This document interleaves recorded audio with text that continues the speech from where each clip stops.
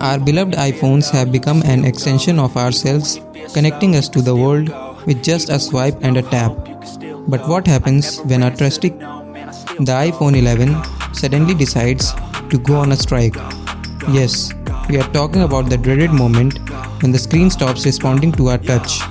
Buckle up, dear viewers, as we embark on a hilarious journey into the realm of uncooperative touchscreens.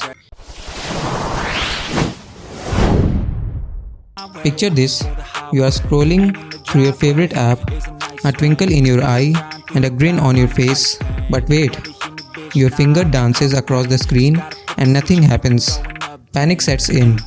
Has your iPhone become? Has it decided to assert its independence by ignoring your touch? It's a touchy situation indeed. In this comic tragedy, we can't help but imagine our iPhones staging a protest. Picture tiny pocket signs held by microscopic pixels demanding better treatment and shorter finger hours. The screen pixel union demanding breaks and higher resolution. Who knew touchscreen had such strong opinions?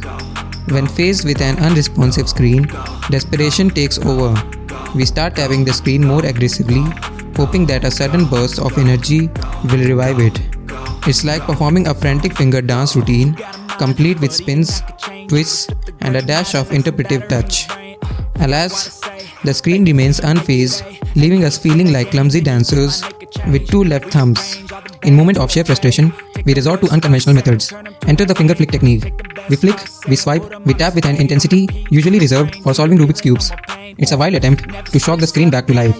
And hey, sometimes it actually works. If you like this video, then don't forget to press the like button. Also do share it with your friends and families. For more videos like these, do subscribe to Gossipfunda YouTube channel. You can read more such amazing blogs on our website. Visit gossipfunda.com. Link is in the description box. Do check it out. See you in the next video.